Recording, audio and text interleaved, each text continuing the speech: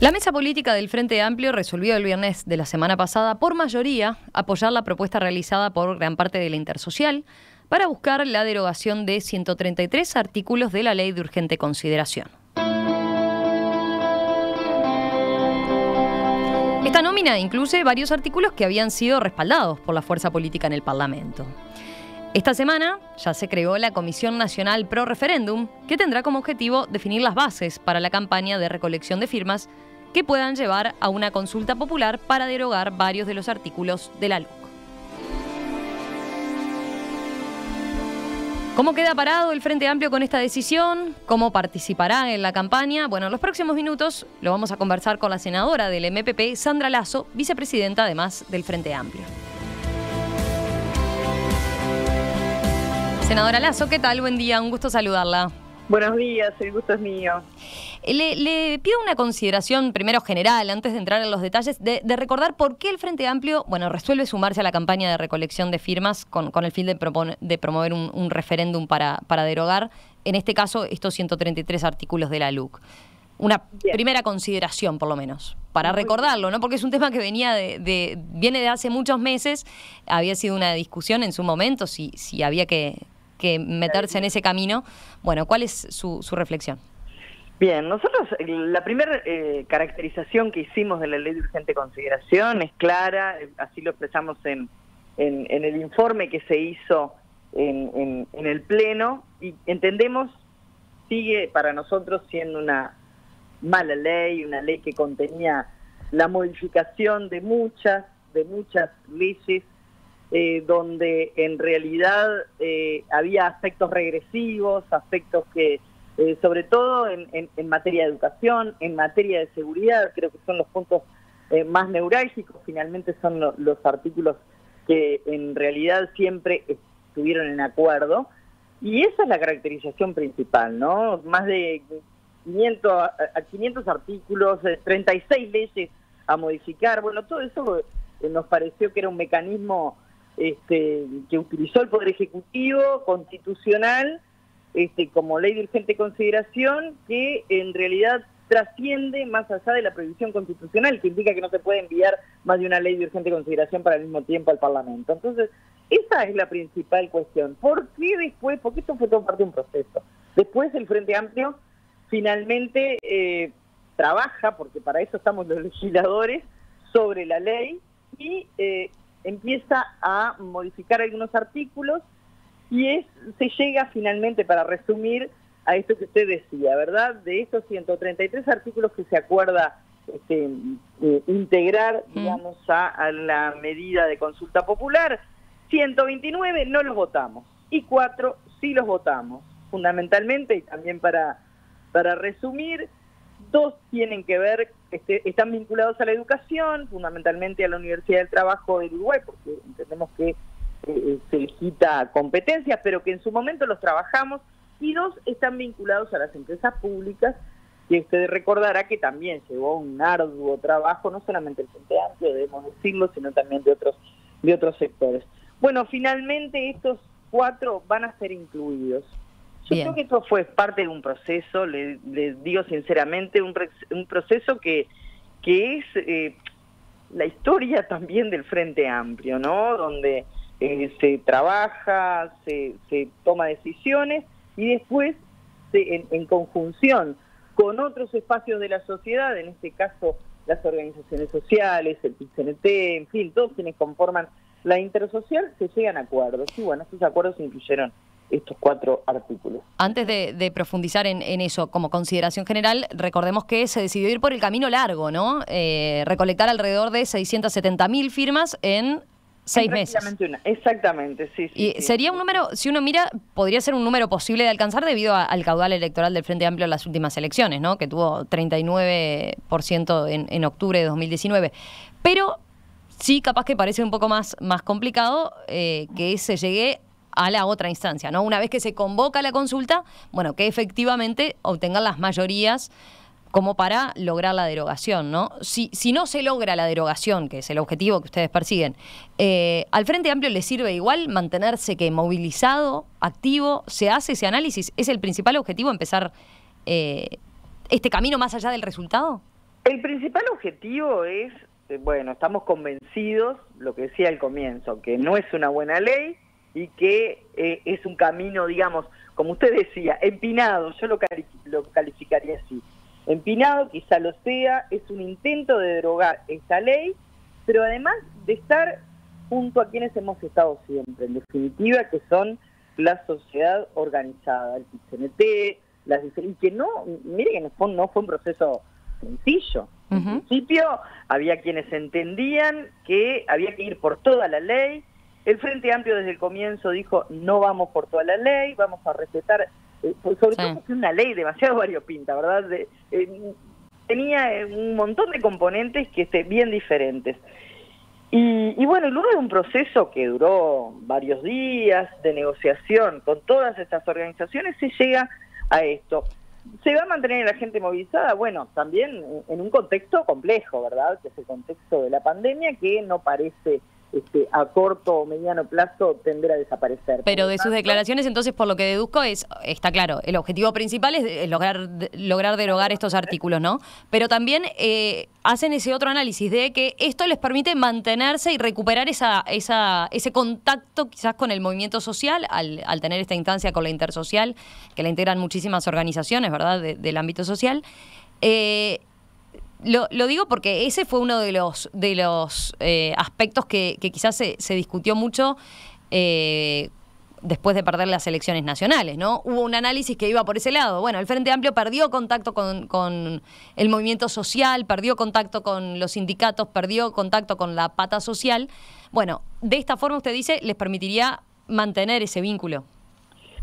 El vínculo creo que siempre está, ¿verdad? Yo quiero, si vamos un poquito a historiar esto, nosotros, el FA perdió las elecciones nacionales por 8 o 9 puntos del electorado, sigue siendo el partido político más grande y en una segunda vuelta perdió por muy poco. Ahora, la movilización tiene que ver con un objetivo que es el de bajar esa ley, o por lo menos este contenido que entendemos es nefasto en materia de educación, en materia de seguridad, en materia del Instituto Nacional de Colonización, porque borra no solamente derechos y logros conquistados, no por el Frente Amplio, por esas mismas organizaciones a las que usted hacía referencia.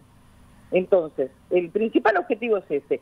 Si además eso nos mantiene movilizados, creo que es la historia del Frente Amplio. Digo, el Frente Amplio siempre ha estado, estamos a punto de cumplir 50 años, Este domingo estaremos celebrando un aniversario más del nacimiento de Líber Seregni, y el Frente Amplio en su constitución, en lo que fue su fundamento, bueno, nació para la acción permanente, entonces no debiera extrañarnos de que hoy se sume, más allá de este largo proceso que implicó la negociación con las organizaciones sociales, no debiera extrañarnos que se manifieste y se considere en acción permanente.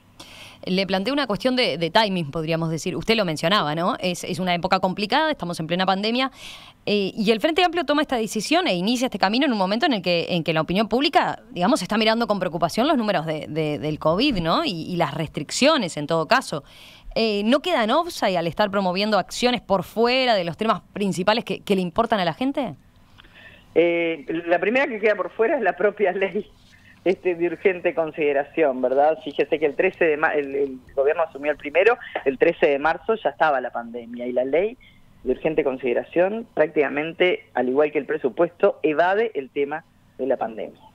Entonces, nosotros, por supuesto que nos sumamos a esto, porque entendemos que son temas neurálgicos en la vida cotidiana, y en algún momento la pandemia pasará y estas leyes siguen siendo nefastas para nuestra gente, para el pueblo, para la mayoría de los trabajadores. Por lo tanto, entendemos no es incompatible. Después hay otro tema que... Se lo planteaba porque, por ejemplo, el otro día resolvieron dejar en suspenso la interpelación al ministro Jorge Larrañaga, ¿no? También atendiendo a eso, decían, bueno, está claro que seguimos teniendo la misma preocupación sobre la política de seguridad, pero entendemos también que es momento de abocarse a otra cosa, ¿no?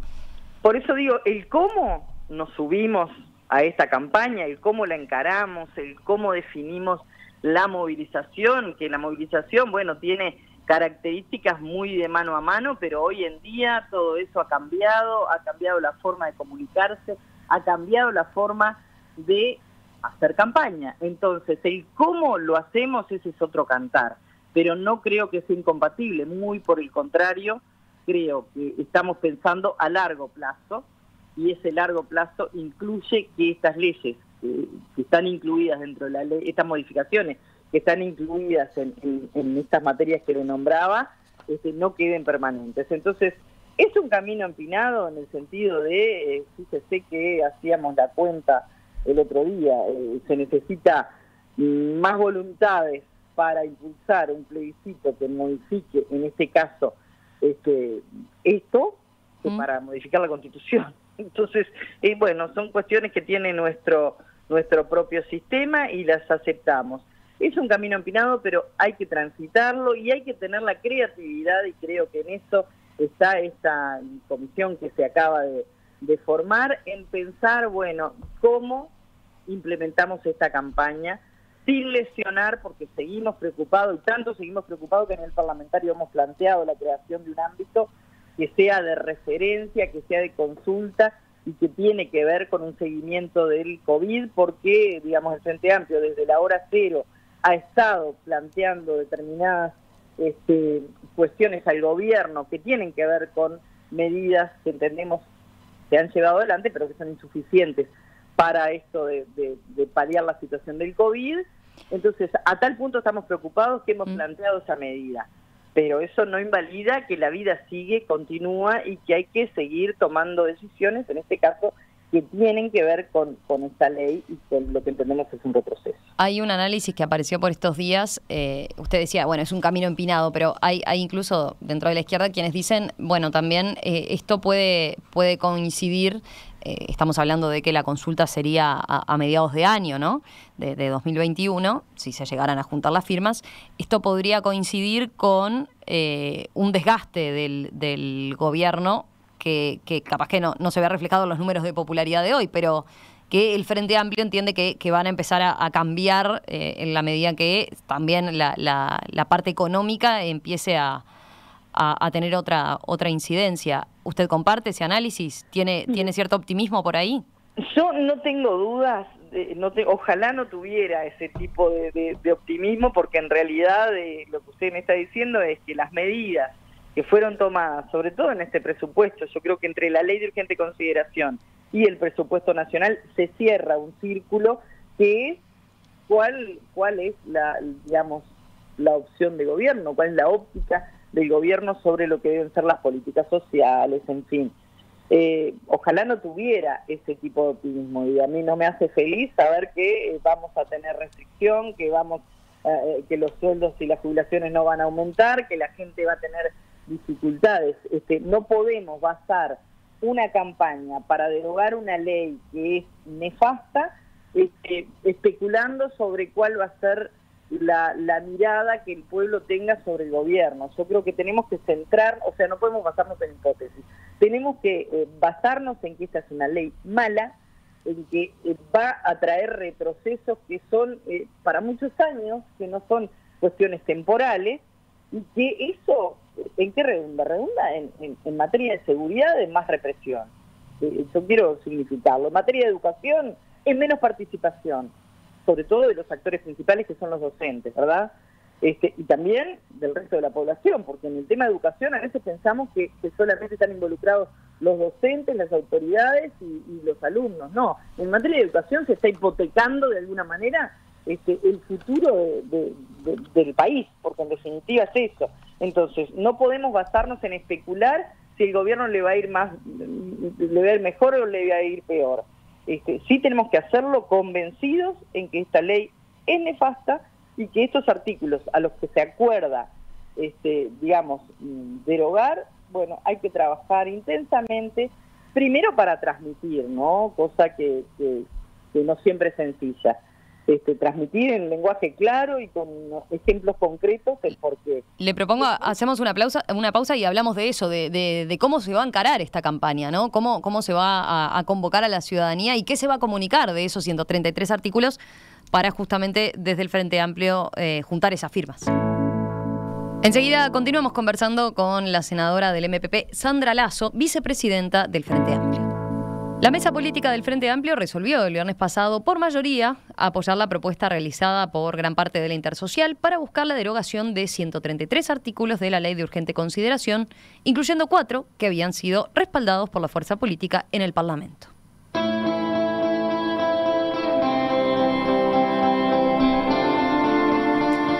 ¿Cómo queda parado el Frente Amplio con esta decisión? ¿Cómo participará en la campaña? Bueno, de eso estamos conversando esta mañana aquí en Perspectiva con la senadora del MPP, Sandra Lasso, vicepresidenta además del Frente Amplio.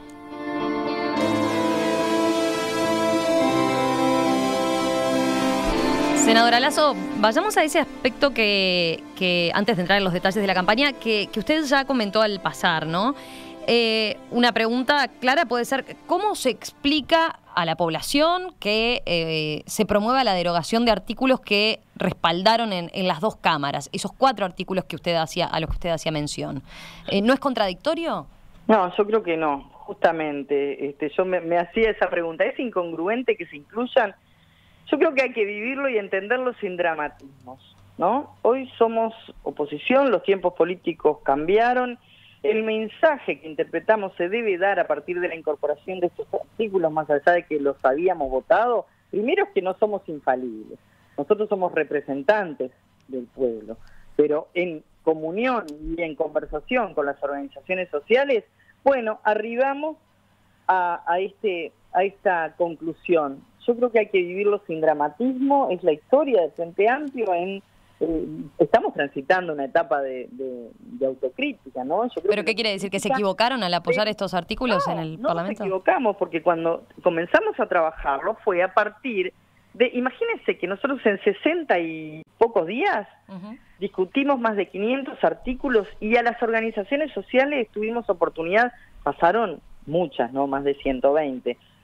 15 minutos para recibir a cada una de estas 120 organizaciones. Es imposible interpretar a fondo absolutamente más allá de la seriedad que le pusimos al trabajo.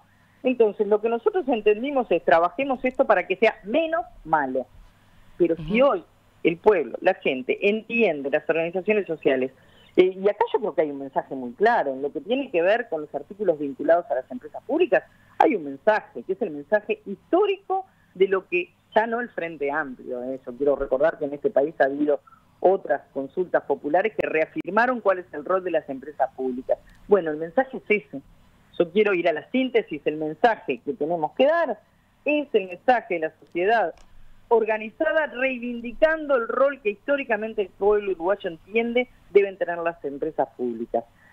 Hay que vivirlo sin dramatismo. Si el Frente Amplio durante este proceso de negociación con la Intersocial, integrada por todas estas organizaciones, hoy va a acompañar, es porque arriba, una vez más, a un acuerdo que no es nuevo, es un acuerdo histórico, porque se llega a la conclusión de que no vamos a erosionar el relacionamiento histórico que une a nuestra fuerza política con los movimientos sociales, porque nació de allí.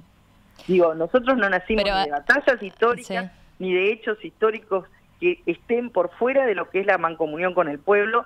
No voy a hacer la historia del Frente Amplio y del Congreso del Pueblo, porque de allí venimos, y sería... No, pero quería preguntarle, a ver, no sé, un aspecto puede ser, ¿se negoció bien con la Intersocial? Entiendo lo que usted dice, ¿no? Que quieren evitar una confrontación con los movimientos sociales, pero ¿no quedaron atrapados en la definición del movimiento social? ¿No quedaron nada como demasiado subordinados a lo que se planteaba desde allí? No lo vivimos así, es por eso que somos parte de esta comisión y además estamos hablando de un tiempo bastante extenso y donde se llevaron adelante seriamente las negociaciones con delegaciones del Frente Amplio constituidas a esos efectos y donde en realidad se lleva un diálogo que debemos decir fue flexible de todas las partes que componen esta comisión que hoy se firma y la que, bueno, tendrá sobre sus espaldas la responsabilidad, primero, de comunicar, porque hay que ser claros, nosotros somos representantes del pueblo, pero la gente no fue la que votó la ley. Y la gente debe expresarse, pero para expresarse primero tiene que conocerla. Entonces ya el hecho de que se discuta, de que se hable, de que se entienda, porque en realidad cuando la gente vota este proyecto, se habla de una ley de urgente consideración a rasgos generales, pero luego se meten estas 36 leyes en la ley de urgente consideración, que yo quiero saber si usted para a alguien, hace el ejercicio como periodista, de pararse en la calle y decirle, bueno, dígame qué contiene la LUC, no sé si saben. Entonces, bueno, creo que tenemos la... Pero hay quien le puede decir dentro del oficialismo hoy en día, bueno, es cierto que el gobierno iba a optar por este camino de la LUC, se sabía, ¿no? Usted dice no se conocía el contenido, pero es cierto que gran parte del contenido también es el reflejo de lo que eran los programas de gobierno, de la entonces oposición, hoy quienes resultaron ganadores y quienes están llevando a cabo el gobierno, ¿no? Efectivamente, y ahí es donde me gustaría que entremos a reflexionar, bueno, en cada una de las materias de lo más grosso, digamos, de la ley de urgente consideración, bueno, analicemos qué pasa. Usted sabe que en materia de educación pasa esto, esto y esto, y la ley en realidad, vamos a reflexionar, yo creo que de eso se trata, ¿no? De eso se trata la política. Hablemos. Las medidas que se toman en la ley de urgente consideración en materia de seguridad, ¿están solucionando el tema de la seguridad? Bueno, estas reformas proyectadas que aparentan responder a una serie de verdades establecidas o mitos que existían, ¿verdad?, en la opinión pública. ¿Mejoran realmente? Bueno, ese diálogo que la sociedad... El ministro Larrañaga le diría que sí por los números que mostró ayer. Mientras el ministro decía eso, acá en la esquina de mi casa, en Penco y Gustavo Gallinal, pasaba alguien en una moto y arrebataba a una gurisa chica con una mochila que entró en crisis. Digo, es muy relativo, es muy relativo. Yo comprendo que el ministro, después de haber hecho campaña durante 15 años, hablando de la seguridad, hoy salga con su proyecto, pero habría que preguntarle a la gente si realmente se solucionaron esos problemas. Pero para usted es una ventaja entonces eso, usted dice, bueno, está bien, es cierto que la ciudadanía votó, pero ahora ya lo vio en la cancha, o sea, hay ese margen, van a apuntar ahí también. Yo defiendo que la gente discuta, analice qué tiene de urgente esta ley, ¿verdad? ¿Qué es lo que hay? ¿Qué es lo que contiene la ley? Porque reitero, haga el ejercicio y pregunte, bueno, ¿qué es la LUC? Bueno, en eso yo creo que vamos a tener una gran responsabilidad quienes integremos esta comisión de el cómo y el cuándo, que no le puedo decir hoy cómo vamos a llevar adelante la campaña, porque está justamente en construcción y, como le decía anteriormente, además con un aditivo, que es esta pandemia que de alguna manera está complicada y que nosotros entendemos que tenemos que vivirla con responsabilidad. No podemos dar un mensaje que sea contradictorio con lo que nosotros mismos y nuestros asesores en materia de sanidad nos están indicando, ¿verdad? Entonces ahí es donde hay que agudizar. Ahí hay un primer desafío práctico. ¿Cómo van a juntar las firmas? Teniendo en cuenta la situación sanitaria. Justamente es lo que se está trabajando, ¿no? Yo creo que hay que tener una gran responsabilidad, reitero, estamos nosotros preocupados, primero que nada por la situación, segundo porque si bien hemos apoyado y continuamos, mire, ayer en materia de legislación continuamos apoyando algunas medidas que van en el sentido de paliar la situación de muchas personas que realmente la están pasando muy mal. Pero en ese sentido yo soy absolutamente consciente de que implica un gran desafío desde el punto de vista creativo y de la responsabilidad del cómo vamos a salir a recoger estas firmas, porque uno dice 6 meses, 8 meses, pasan volando. Entonces hay que agudizar y extremar las medidas para que esto, bueno, sea en consonancia y se logre el objetivo. ¿No hay una definición todavía de cómo va a ser esa movilización? Se está trabajando sobre eso, En esta comisión pro referéndum. En la comisión y en todos quienes la componemos. Mira, fíjese que el orden del día de la mesa política ya desde hace bastante tiempo tiene sobre sus puntos, digamos, a tratar el tema de la ley de urgente consideración. Y yo debo decir, nobleza obliga y hay que ser honesto, por la tarea parlamentaria, a veces continúo por supuesto siendo parte del equipo de presidencia, pero a veces no estoy tan presente como quisiera en la fuerza política. Mañana vamos a concurrir a la sesión ordinaria. También hemos hecho algunos contactos vía, digamos, por la vía que corresponde. Nosotros estamos teniendo actividades semipresenciales. Se ha cuidado muchísimo a través de protocolos sanitarios toda la vida dentro del propio partido político, pero debo decir que hay compañeros que sí han estado desde el día cero en estas negociaciones, y a ellos vaya mi reconocimiento, ¿no? Porque son los que han integrado los grupos de negociación, los que están día a día en esto, y después, bueno, el llamado que hace el comunicado que emitíamos en la última mesa, que es el llamado a la militancia, de acuerdo a estas pautas que se marquen por parte de esta comisión, bueno, llevemos adelante esta tarea.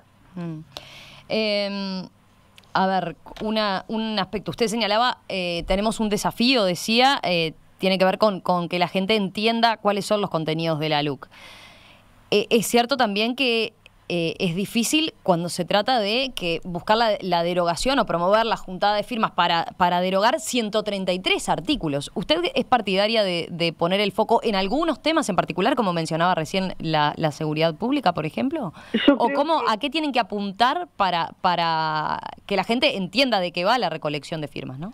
Yo creo que hay que absolutamente extremar todas las, digamos, agudizar todos los sentidos hacia agruparnos por temáticas, ¿no? Yo creo que más allá de la especificidad de cada uno de los artículos, sí estoy convencida que es por ahí, pero no seré yo, será en todo caso la comisión quienes definan esto. Pero en materia de regresión en algunos aspectos tan importantes como es en materia de educación, por ejemplo, que todos concluimos que tenemos que solucionar determinados temas. Ahora, la principal pieza del cambio de esta ley supone transformaciones de importancia en la gobernanza del sistema.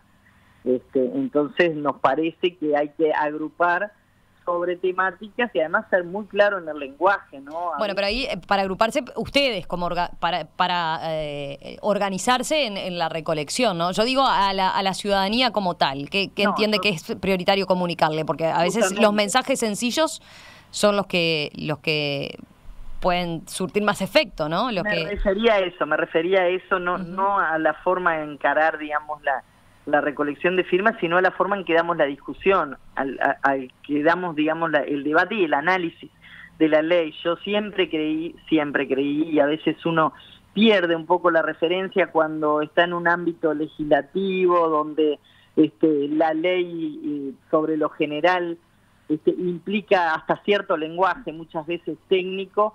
Siempre fui partidaria y bueno, no en vano, también vengo de una fuerza política que tiene un gran comunicador, de un sector político que tiene un gran comunicador desde el punto de vista de el lenguaje directo. Yo creo que hay que agudizar todos los sentidos hacia la construcción de explicar esto en términos muy directos y con ejemplos muy claros, y salirnos un poco de lo técnico, que a veces, bueno, en el caso nuestro estamos muchas veces viciados de ese lenguaje por demás técnico y que tiene que ver, bueno, con cosas muy profundas, pero que al llegar a la gente creo que hay que ser muy claros qué es lo que está en juego cuando nos referimos a esos artículos. Mire, estoy mirando mensajes.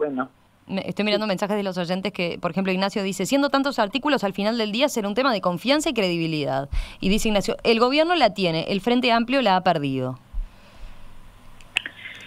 Eso es poner sobre blanco y negro, digo, y en política poner algo sobre blanco y negro, imagínense, yo me acuerdo, en 2004 el Partido Colorado, por ejemplo, pasó de 32% a 10%, y hoy está ahí, en la coalición, fue repechando, tiene hasta un ministro.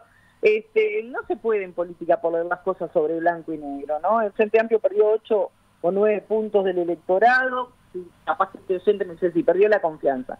Bueno, no, yo creo que hay una importante parte de la población que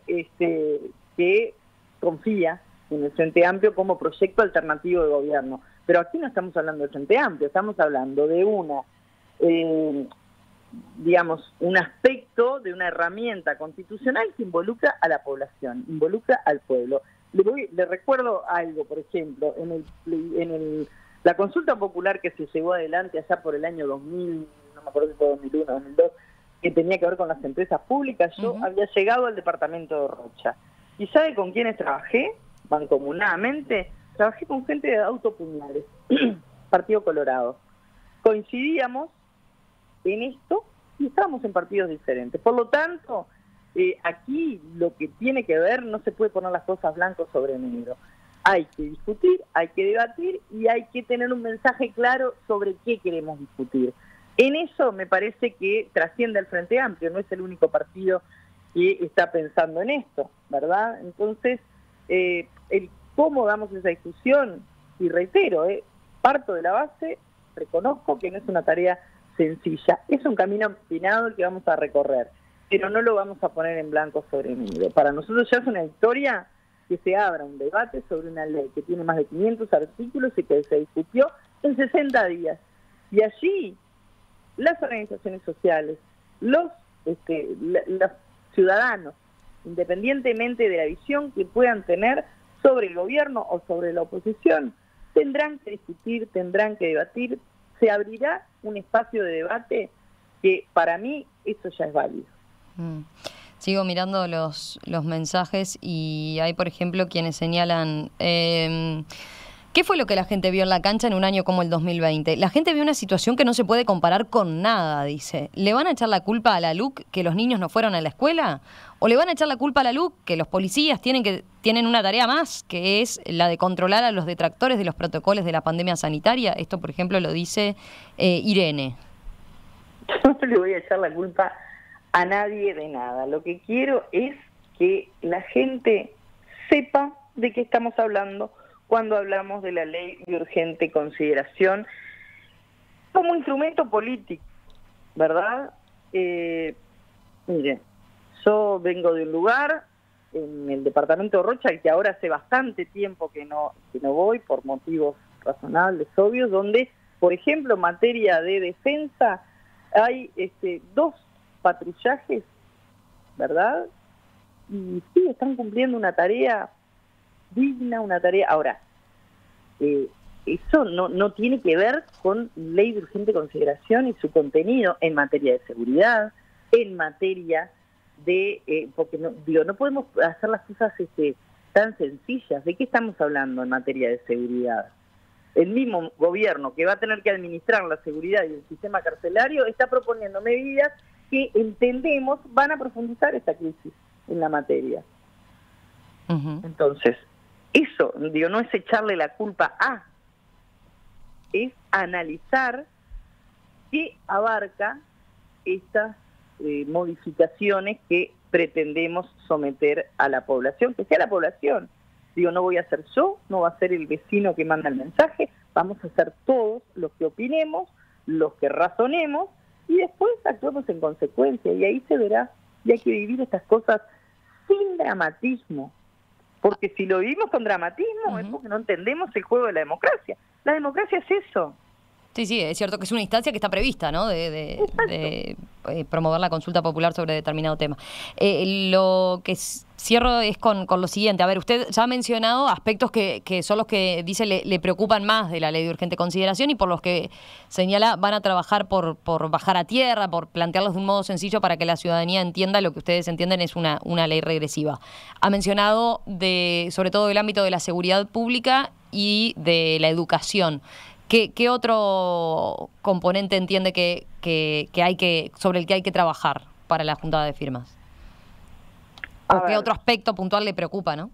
Bien, sobre la educación y sobre la seguridad, no nos olvidemos que aquí hay otro componente, que esto es la territorialidad, ¿no? Es todo el territorio nacional.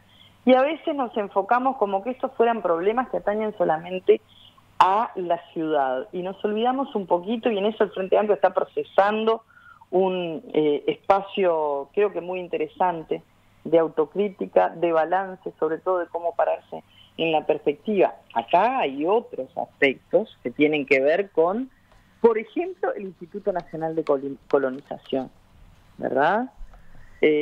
Nosotros entendemos que allí había una serie de entramado que construyó determinadas garantías para quienes usufructan tierras de allí, y de alguna manera las modificaciones que se plantean en la ley de urgente consideración, y quizá aquí en la ciudad no comprendamos de qué se está hablando, pero perjudican al organismo y llevan de alguna manera a un proceso de concentración de la tierra y también a un problema que nos aqueja y del cual todos hemos sido resumiendo, digo, hay un tema que tiene que ver con el despoblamiento de la campaña, que no puede ser un tema solamente de la gente del interior, tiene que ser un tema de todos. Tenemos que lograr de alguna manera reflexionar sobre esos temas, y ahí, para resumírtelo, entiendo que la gente que usufructúa esas tierras, al salir de las obligaciones de la ley vigente, no va a tener que cumplir con las obligaciones para el instituto, y eso entendemos que es negativo, porque le quita la obligación de la residencia en colonos propietarios o arrendatarios, y esa normativa en su momento fue creada con el objetivo de poblar la campaña. Entonces yo creo que esos temas, que quizá parecen muy lejanos para quienes hoy estamos aquí en la capital, también es necesario reflexionar sobre los mismos. Y reitero, este proceso que vamos a iniciar, más allá de que tiene un objetivo, que es la derogación de estos artículos, lo tenemos que encarar como comisión, más allá de los resultados que se obtengan. Creo que el hecho de ponerlos sobre la mesa y discutir sobre los mismos es también parte de los objetivos. Habrá objetivos, digamos, específicos, y habrá un objetivo común, que es la derogación de los artículos. Vuelvo sobre algo que conversábamos al principio, pero hay mensajes, tomo pero van varios por el mismo lado de los oyentes, que dicen, por ejemplo, creo que lo único que consigue el Frente Amplio será ganarse la etiqueta de radicales. Solamente logrará complacer a Fugban, a Irma Leites y a los sindicatos más extremos. No es un gran caudal electoral y se aleja del centro. Desde ese punto de vista, ¿qué análisis hace? ¿Esto no moviliza solo ya a los ya movilizados, digamos? ¿No pierde el Frente Amplio por el lado del centro, que es quizás donde perdió un caudal de votos que lo llevó a la derrota electoral? El problema es que el Frente Amplio, cuando está haciendo este análisis, no lo está haciendo en términos de ganar o perder. Digo, la vida no se mide en términos de ganar o perder. Acá hay un objetivo, que es: estamos convencidos de que esta es una ley mala, lo dijimos varias veces. En cuanto a pegarnos a fulano o a mengano, digo, yo no etiqueto a nadie. Para mí, ciudadanos somos todos. La democracia se trata de eso. Digo, acá, por el hecho de ganar o perder, uno no puede perder principios. Si nosotros lo que nos hace, lo que nos lleva a sumarnos a esta convocatoria, son principios.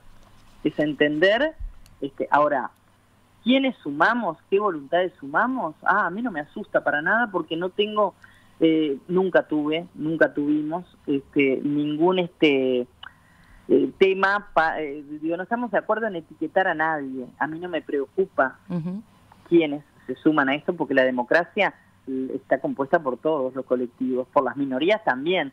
Lo que pasa es que estamos en un momento en que el exitismo, el ser exitoso, el ser a veces se convierte en algo tan frívolo, que nos olvidamos de que la democracia está compuesta también por minorías. También hay que escuchar y hay que razonar. Bueno, nosotros vamos a través del razonamiento. Pero hay un aspecto que... perder es otra cuestión.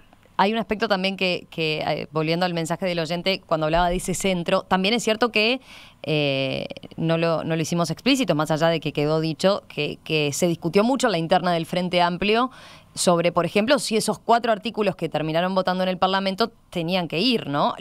Claramente los sectores más moderados no respaldaban incluir esa lista de 4 artículos a derogar, ¿no? Estamos hablando de Asamblea Uruguay, Fuerza Renovadora, Vertiente Artiguista, el Partido Demócrata Cristiano. No apoyaron eso. Entonces, a eso iba también con el centro, ¿no? ¿Cómo hace, por ejemplo, hacen para hacer campaña esos sectores que capaz que están menos convencidos entonces de la derogación de este aspecto? ¿O cómo no quedan debilitados, ¿no? Frente a algo que terminaron, en esa discusión interna, terminaron perdiendo?